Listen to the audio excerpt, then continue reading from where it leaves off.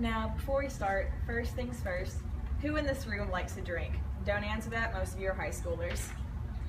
Well, if any of you guys recognize the recipe, a vodka martini, shaken not stirred, or perhaps a Vesper, which is 1/2 ounce of vodka, 2 ounces of gin, 1/4 ounce of a Lillet Blonde, shake over ice until well chilled, then strain to a deep goblet and garnish with a thin slice of lemon peel.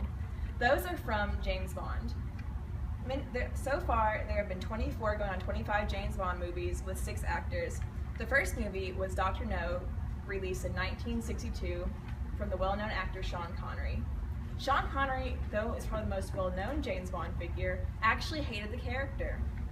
He has stated many times that if he ever met the guy in person, he would have punched him in the face. Though Sean Connery himself was in 7 movies, though he might have not himself been too happy about that. After him was George Lazenby, Roger Moore, Timothy Dalton, Pierce Brosnan, and Daniel Craig. Though some of you might not know, there are actually 26 James Bond movies. Well, kinda. In 1967, there was a Casino Royale release that overall flopped. It was a spoof played on with Woody Allen playing James Bond's nephew, Jimmy Bond, trying to hack into a spy network.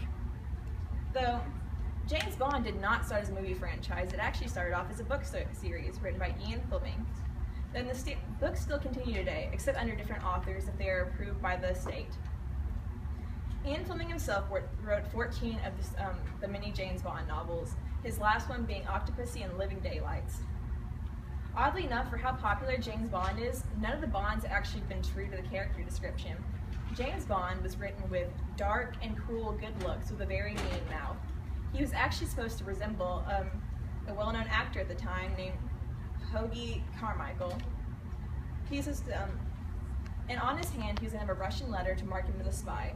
Why Russians, and you might be thinking? Well, Casino Royale was released in 1953, and that was the peak of the Cold War. So of course, your first targets for a rivaling spy is going to be Russian. Now let's take a minute to talk about the author, Ian Fleming. Ian Fleming himself was in World War II, and he was a personal assistant to the director of the Naval Intelligence. So a lot of the experiences and personality traits James Bond himself holds come from Ian Fleming's life. Ian Fleming even gave James Bond a lot of his own little quirks. Like for example, James Bond loved eggs. Ian Fleming himself even commented that he loves eggs. And for the name, he got it from an American anthropologist. The reason he said he chose this name is because it sounded like the most boring name he had ever heard in his life. And he said it'd be very good for a spy and unmistakable. Now, his inspiration wasn't just from his brother, from his life, it was also from his brother. His brother inspired Fleming a lot and was also involved in World War II. And Fleming also kind of made James Bond as what he aspired to be in life. It was like his ideal life, even though there were a lot of problems with James Bond and it was overall unrealistic. Though the movie franchise is not winding down, it still has a huge impact on society. It's used a lot as title drops and made references in movies and media today. Like for instance, in the new BBC Sherlock interpretation, it was title dropped in one of the episodes, and it was referenced many a times in the new movie Kingsman: Secret Service. The James Bond movie franchise is not simply slowing down, it is currently working on one going on 2 movies, and probably many more to come. Thank you.